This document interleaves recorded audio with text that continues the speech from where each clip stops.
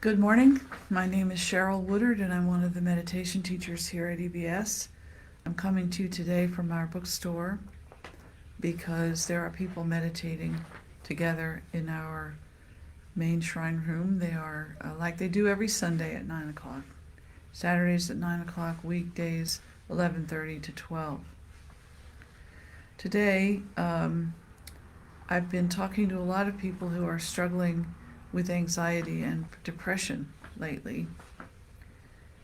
And the Buddha often said that all happiness originates in good behavior. So today I want to talk about practicing goodness. After all, humans are social creatures. Like bees in a hive, or ants in a colony, or herd of deer, or a flock of birds. By nature, we want to move in harmony with each other, to protect and support each other. Think about when rain or water threatens an ant colony, how the ants mobilize together and scurry to take care of the hive and protect it. Like that, we resonate with the emotions of people around us, and societies break down when people stop caring for each other, stop taking care of each other. So when we see cruelty or despair or suffering, we instinctively want to do something about it. Whether we can or not, we want to. We feel it. So a very popular ancient Buddhist text by a teacher called Shantideva about compassionate living says this, quote, "Strive to meditate at first on the sameness of yourself and others. In joy and sorrow, all are equal. Thus be guardians of all as of yourself." So then it's a long-standing Buddhist tradition to practice goodness as a way to maintain our own dignity and to sustain a healthy human society. There are two approaches that I can recommend for practicing goodness. The first is meditation. By meditating, we settle ourselves into the warmth and peace of our own hearts. Consider a glass of muddy water. When you set it down and let it go quiet, the mud settles to the bottom of the glass and the clear water rises to the top. In the same way, meditation clears the clutter in our minds so that we can see what's going on. And then when we can see clearly, we know what needs to be done, how to help. The other approach to practicing goodness is more direct. It's just looking for opportunities to do good things for other people in your life or throughout the day, to be of benefit. Doing good things for other people takes us out of ourselves. It cuts through the claustrophobia and paranoia of self-obsession. It opens our eyes and energizes our hearts. And honestly, we feel it, whether we notice it or not. When you see someone suffering, you feel it whether you want to or not. You do feel it. So deliberately looking for ways to help people, maybe not that person that you read about in the paper who suddenly, whatever trauma happened to someone. Maybe you can't help that person, but the urge to help is a real one. And so I'm saying you can transfer that urge to help to something close at hand. And in that way, you can add goodness to the world around you. So we keep it simple, especially at first. Maybe all you do is just smile at people, or wash the dishes when it's not your turn, or let someone else go ahead of you through a door, or ask people how they're doing. The point is that you're reaching out however you can. connecting outside of your own self-interest, and then seeing how that action makes you feel. Perhaps you will form new relationships or establish new habits that bring you joy. The thing is, we never know how these small acts of kindness will reverberate. We can trust that they will, but all we can really do is experiment. And maybe your smile turned around someone's day. You'll probably never know. But the point is, what happens to you? Just do the thing and see how it makes you feel, and maybe you'll find more things to do. It can become a way of living, actually, to be doing the things that need to be done to take care of your world.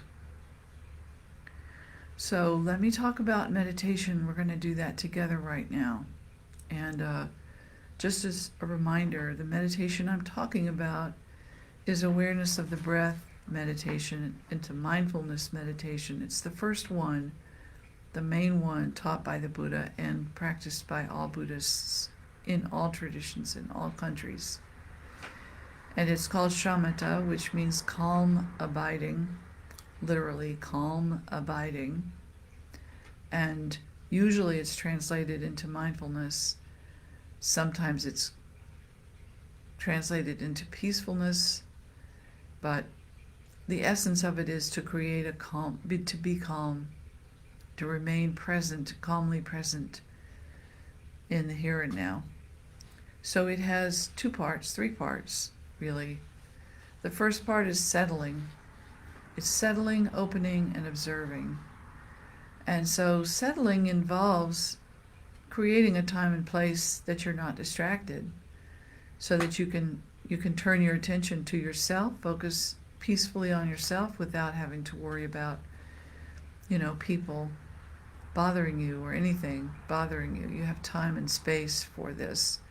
A good comfortable seat, that the temperature in the room is comfortable, the lighting is comfortable, make a good environment, a supportive and gentle and loving environment for yourself. Then take it seriously. Set yourself up for having a good time. And then feel your body. Notice that you are supported by the earth, through the seat that you're sitting on, or how your feet are touching the floor. And feel that the earth is beneath you and holding you up. And feel your torso rising up from that secure foundation in a peaceful way. And your head is above that. Your eyes are open. Your face is relaxed. If you notice any tension anywhere in your body, if your jaw is clenched or your neck, your shoulders are tight, just try to release whatever tension you see and settle into the spot. And then the second part of it is is opening. And we open into the space around us by observing the breath coming and going into our body. As long as we're alive, we're going to be breathing. And the breath happens very naturally. So it's a very gentle thing to focus on. It's an experience, not a thought or an idea. You're focusing your attention on the experience of your body breathing. And this is very good. This feeling and experiencing instead of thinking helps you settle. And it also helps synchronize your mind and your body. And so you just pay attention to the breath coming and going. And if you like, you can think about or visualize in your mind's eye, see how the breath, as it comes into you, it brings in nourishment from the world around you. And as you exhale, you can breathe out any staleness or stress. Really, whatever you don't need, you can let go of it through the exhale. So it's like it's introducing space and freshness into your mind. When you pay attention to your breath, it's like opening a window in a stuffy room. And so you just notice your breath for a minute, for a little bit. If you're having trouble settling, you could maybe deepen your breath, deliberately put your hands on the bottom of your belly and breathe down into your hands to help your body settle.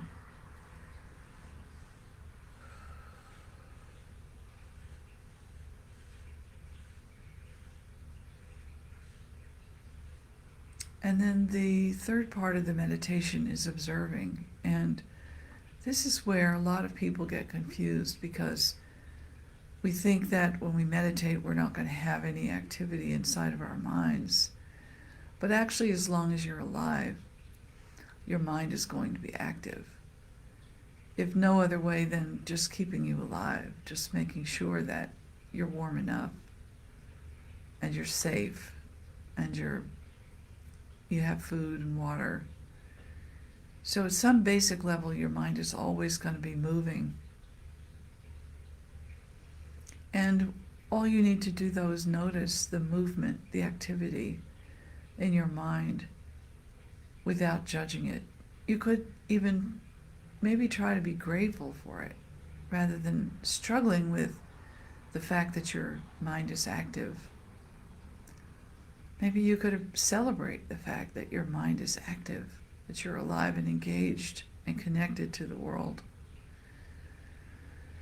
But have a somewhat distant relationship to that activity. It's like the analogy people often use is that there's a river going through the landscape, and you're not in the river, floating in the river, drowning in the river, swimming or struggling in the river. You're sitting on the banks beside it, watching it flow. And you can look at it, you can see, is it turbulent? Is it calm? Is it colorful? Is it clear? You know, you can really observe the activity of the river without being carried away by it. So that's the third part of meditation. And whenever you get lost, you forget what you're doing, or you lose track, or you get carried away, you find yourself in the river, then all you do is come back to the first step, the body. Okay, where is my body? Oh yes, feel your body again. Notice if any tension has crept in. Have you started clenching your shoulders or your jaw? And you, again, pay attention to the breath coming and going. And you start over, and you might have to start over 100 times in 10 minutes of meditating. It's okay. But ultimately, you will find yourself being present and doing this much more comfortably and naturally. It does grow on you over time. And so this meditation is how you do good things, practice goodness for yourself. And like the teacher said, you consider yourself and all beings as equal. So you get to take care of yourself at the same time that you're taking care of everyone else. It's not an either-or situation. It's all at the same time. So meditation is taking care of yourself. And so feel that, do that. And then when your time is up, I would like to offer one last part of the meditation, and that is engaging your heart for a moment and consider all the people in the world who are like you, feeling anxious or angry or despairing or depressed or whatever it is. and wish that you and all of them could also be free from this suffering. Think about your compassion spreading out, like heat from a radiator, and reaching people and comforting them. And then when you're done, you get up and that's the end. So that's the meditation. I hope all of this is helpful to you. I have a couple of EBS announcements. First of all, let me remind you, you can come and join us anytime. All of our events and practices and stuff are listed on our website, ebslr.org.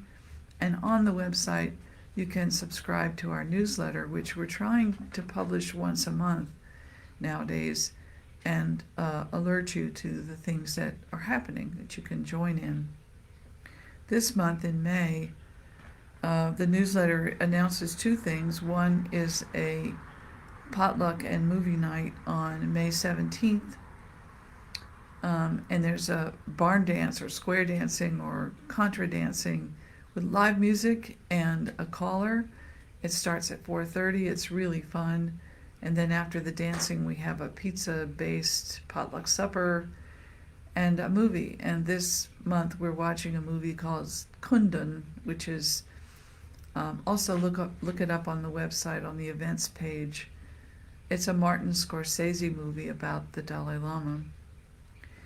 And we have a practice group focusing on compassionate care. It's for people who are caring for other people, and they're starting to read a new book. It's a Pema Chodron book called How We Live is How We Die. And since they're just starting this new book, it's a good time to come and check out that group and join in with them. So their information is also on our website under the practice groups listing. They're the Compassionate Care Group, and I encourage you to check that out. They meet on Monday, twice a month on Monday nights, the second and fourth Mondays of every month. So that's it for me for today. I hope this has been helpful to you.